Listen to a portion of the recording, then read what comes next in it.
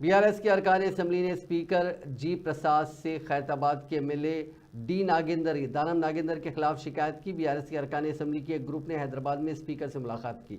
इस मौके पर पार्टी से मुनहरिफ होने वाले दानम नागेंद्र को नाअहल करार देने की दरख्वास्त स्पीकर को दी गई। ताहम मालूम हुआ है कि दानम नागेंद्र कल कांग्रेस में शामिल हुए थे। गुज़िश्ता रोज़ दानम नागेंद्र ने वज़ीर आला रेवंत रेड्डी और एआईसीसी इंचार्ज दीपा दास मुंशी की मौजूदगी में कांग्रेस में शमूलियत इख्तियार की थी।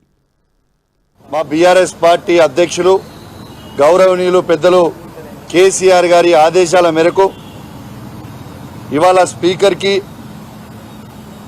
దానం నాగేందర్ గారిని డిస్క్వాలిఫై చేయాలని ఇవాళ పిటిషన్ ఇవ్వడం జరిగింది। ఇవాళ మా బీఆర్ఎస్ పార్టీలో గెలిచి ఇలా కాంగ్రెస్ పార్టీ కనువగప్పుకొని చేరినందుకు ఖచ్చితంగా ఇవాళ దానం నాగేందర్ గారిని డిస్క్వాలిఫై చేయాలని ఇవాళ మేము బీఆర్ఎస్ పార్టీ పక్షాన మేము నలుగురం శాసనసభ్యులము ఇవాళ పోయి ఇవాళ లక్ష్మారెడ్డి గారు, ముట్టగోపాల్ గారు, కాలేరు వెంకటేశ్వర్ గారు మేమందరం పోయి ఇవాళ పిటిషన్ ఇవ్వడం జరిగింది।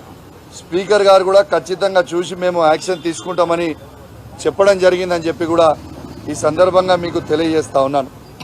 నేను ఒక్కటే అడుగుతా ఉన్నాను, ఈ తెలంగాణ రాష్ట్ర ముఖ్యమంత్రి గారు రేవంత్ రెడ్డి గారు ప్రతిపక్ష నాయకుడు ఉన్నప్పుడు పిసిసి ప్రెసిడెంట్గా ఉన్నప్పుడు ఏమని చెప్పింది నేనంటే ఆయన అన్న మాటలు మీకు చెప్తా ఉన్నాను। ఒక పార్టీలో గెలిచి ఒక పార్టీలో చేరినోని రాళ్లతోని కొట్టి చంపాలన్నాడు। మరి ఇవాళ ఈ మాట నేనంటలేను, ఇది రేవంత్ రెడ్డి గారు అన్నదే మీకు గుర్తు చేస్తా ఉన్నాను। మరి ఇవాళ రాళ్లతోని కొట్టి చంపుతారా? మరి ఇవాళ ఏం చెప్తారు? యావత్ తెలంగాణ ప్రజలకి జవాబు ఏం చెప్తారని చెప్పి నేను అడుగుతా ఉన్నాను। ఇలా నేను ఒక్కటే అడుగుతా ఉన్నా, దీంతో పాటు ఇవాళ దానం నాగేందర్ గారిని మీరు ఏమన్నారు? పంజగుట్ట బార్కా